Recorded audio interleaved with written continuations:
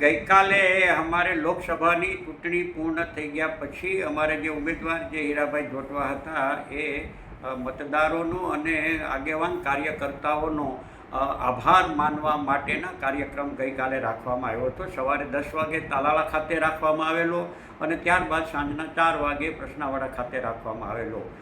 ઘણા બધા એ વિસ્તારના લોકોને આગેવાનો દ્વારા મને પણ કહેવામાં આવેલું કે પૂંજાભાઈ, પ્રાચી ખાતે બીજેપીનો જે કાર્યક્રમ હતો ત્યારે ત્યાં બીજેપીના કાર્યક્રમમાં સાંસદ દ્વારા જાહેરની અંદર મને જે નડ્યા છે એ લોકોને હું આવનારા 5 વર્ષમાં હું એને છોડીશ નહીં અને એનો હિસાબ હું કરીશ.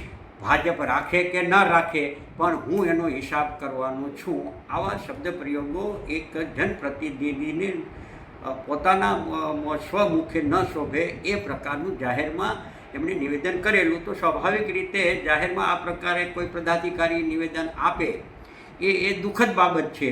પણ ભાજપની આ કાર્ય પદ્ધતિ રહી છે નીચેથી ઉપર સુધી આ જ પ્રકારે બોલવાની, ધમકીઓ આપવાની.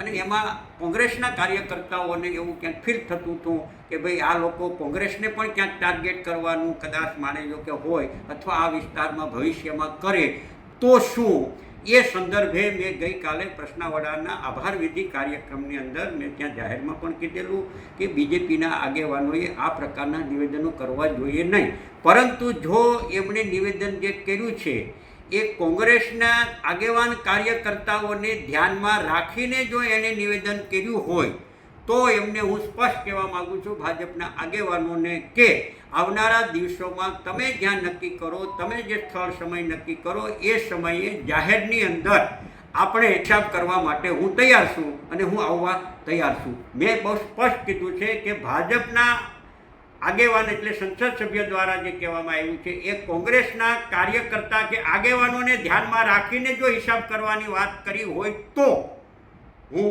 જ્યાં હિસાબ માટે મળવું હોય તો હિસાબ કરવા માટે અમે તૈયાર છીએ. પગથી માથા સુધી હિસાબ કરવો હોય તો એ ભાજપના આગેવાનોને મેં કીધું છે.